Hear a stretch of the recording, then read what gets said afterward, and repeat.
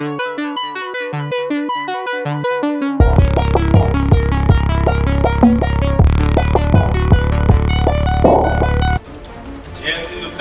પ્લેટફોર્મમાં આપનું હાર્દિક સ્વાગત છે। નજર કરીએ આજના મુખ્ય સમાચાર પર।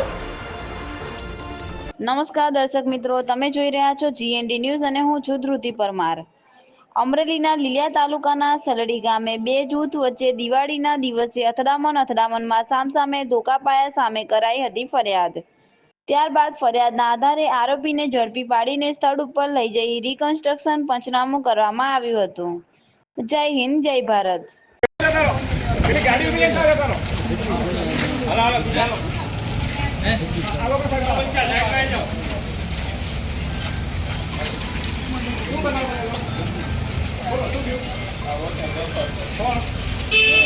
બેઠા હતા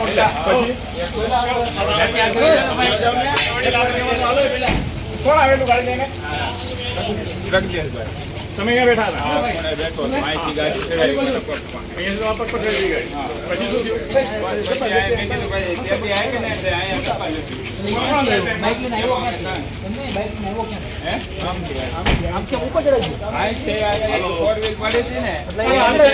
મારા પગમાં